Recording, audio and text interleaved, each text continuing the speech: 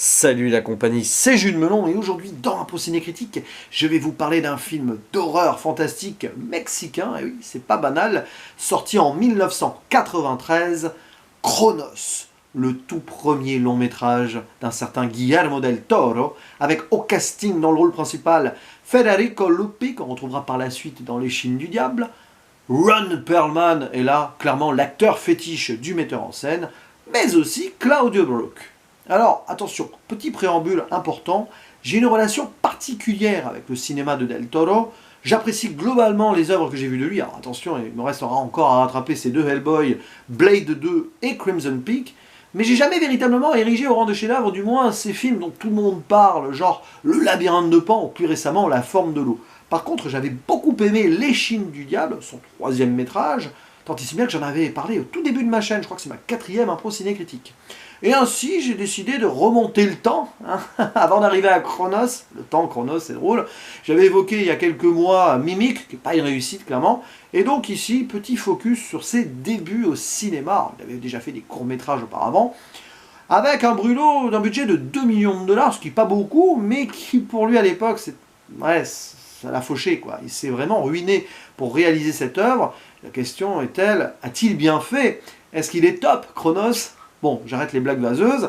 Eh bien, la réponse est... D'abord, je donne le synopsis, comme d'habitude, sinon c'est pas du jeu. Alors, c'est l'histoire d'un antiquaire qui va découvrir une statue... Enfin, on va lui remettre, un peu par hasard, une statue d'un archange en bois, voilà, dans laquelle il va trouver un scarabée en or qui va renfermer un grand secret. Alors, pour nous, spectateurs, c'est pas vraiment mystérieux. Dès le début du métrage, nous avons un préambule historique qui se déroule en 1500 et quelques, où on voit un alchimiste découvrir le secret potentiel de la vie éternelle. Alors pas avec la pierre philosophale, mais avec quelque chose en lien avec ce scarabée en or. Je ne vais pas trop en dire, mais bon, une sorte de mécanisme actionné par quelque chose, voilà. Et du coup, cet antiquaire va découvrir les bienfaits de cette magnifique découverte, mais aussi se rendre compte très vite qu'il s'agit également d'une malédiction. D'autant plus qu'il va attirer les convoitises d'un collectionneur en fin de vie, mais qui veut mettre la main dessus parce que peut-être, lui aussi, vivre une vie éternelle et surtout être soigné, après vivant, pour toujours.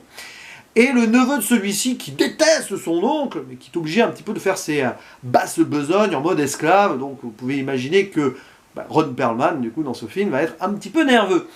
Et il va se passer plein de choses, d'autant plus que l'antiquaire est le grand-père d'une petite fille orpheline, il a sa femme, et il va y avoir une caution familiale, quelque part également, qui va donner à ce métrage une touche poétique et émotionnelle. Alors, je vais répondre à cette question, du coup, que j'avais posée avant le synopsis. Est-ce que j'ai aimé?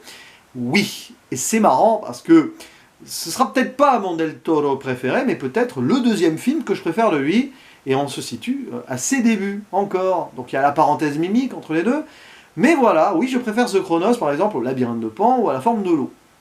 Même s'il faudra que je revoie ces derniers, on sait jamais, on peut toujours évoluer comme ça, même si j'avais pas détesté non plus, attention.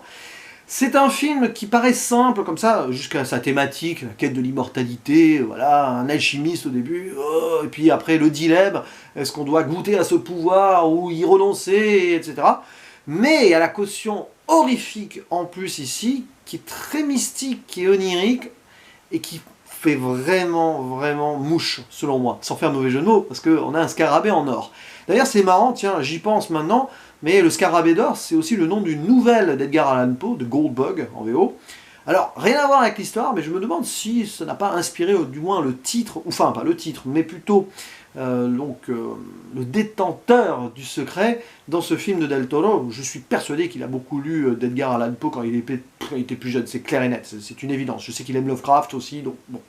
Bref, ce film est très simple en soi, mais dans l'horreur, dans le macabre, qui prend son temps et qui fait pas dans le jumpscare, qui est donc aussi dans la contemplation par moment, c'est très marquant. Et puis oui, on est touché par ce vieil homme qui va donc découvrir que peut-être on va lui offrir une éternité, mais qui se rendra compte que c'est plus dramatique qu'autre chose, avec sa petite fille qui prend beaucoup soin de lui au moment où il le faut, alors que lui a pris soin d'elle. Une énorme relation, voilà, entre ces deux personnages qui marquent clairement. Et en plus, voilà, encore un enfant au centre de l'horreur. Del Toro le fait très bien, il l'avait super bien fait avec Les Chiens du Diable, c'était vraiment central pour le coup, là c'est un peu secondaire, mais il y a quelque chose qui vraiment prend aux tripes dans ce cinéma-là, et Del Toro joue parfaitement là-dessus, et sur des codes très très très simples. Vraiment, il ne faut pas chercher dans ce film une originalité folle, y compris dans le déroulé, dans la progression de son scénario. On voit à peu près ce qui va se passer et tout. Mais quand je disais macabre, ouais, on est quand même dedans. Parce que vie éternelle, mais à quel prix? Oh oui, à quel prix? On se trouve presque dans du vampirisme par moment. Et bon, je vais pas trop en révéler parce qu'il faut que vous découvriez ce film. Clairement, il faut le voir. Il y a quelque chose de très fort dans une certaine simplicité. Tout ça. Et j'aime bien, justement, dans l'horreur, quand ça en fait pas des caisses, que ça joue sur une ambiance. Et franchement, Del Toro l'a très bien fait ici, comme il le fera très bien dans Les Chiens du Diable. Et il y a beaucoup de subtilité dans quelque chose qui ne l'est pas forcément dans son déroulé. Et ça, c'est un petit miracle, j'ai envie de dire.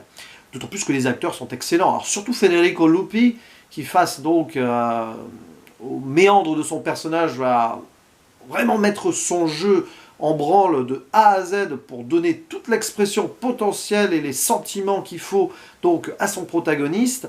La petite fille est assez marquante aussi, on la voit pas énormément, elle se prénomme Aurora, mais on la voit quand même quand il faut la voir, Aurora, attention on va le dire en mexicain, en espagnol quand même. Et cette actrice, je pense pas qu'elle ait fait grand chose depuis, parce qu'elle n'a pas de page Wikipédia, s'appelle Tamara Shanaf, ça fait presque un nom de groupe de black metal, ça c'est très drôle comme ça dit, au hasard. Mais oui, voilà, très belle alchimie. Là aussi c'est drôle vu qu'il y a un alchimiste en préambule. Waouh, cette vidéo est un petit peu en mode blague vaseuse, vous l'avez compris, c'est l'ambiance. Hein.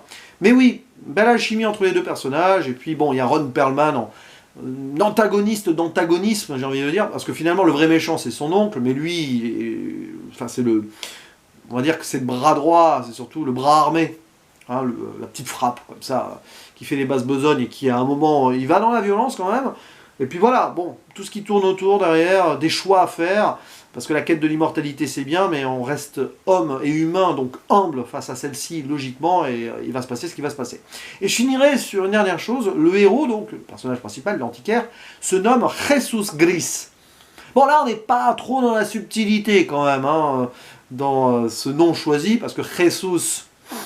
Bon, il y a un côté divin à un moment, face à Dieu, face à ce qui va arriver au personnage principal, sans en dire plus, mais clairement Jesus, oui, et Gris, parce que ce que nous fait notre personnage principal, c'est clairement entre le bien et le mal. Et oui, là pas de cette découverte de l'immortalité, mais il reste quand même quelqu'un de bien, surtout grâce à sa petite fille, et un peu sa femme aussi. Donc le nom, clairement, évoque directement ce qu'il va advenir et ce que va nous faire le personnage tout au long du film. Bon, mais j'aime bien ce genre de clin d'œil quand même, donc ça passe. Pour moi, c'est un 8 sur 10, pas plus quand même, parce qu'il y a des limites, mais c'est vraiment très bien, et bon, un petit peu derrière Les Chiens du Diable, mais oui, pour moi, c'est du top Chronos. Oui, en plus j'insiste dans les blagues de merde. Bref, vous pouvez m'inonder de tomates dans les commentaires si vous voulez, c'est pas grave, mais surtout me dire si vous avez apprécié, si vous connaissez ce film ou si vous comptez le découvrir un jour. Il ne me reste plus qu'à vous dire à la prochaine. Ciao!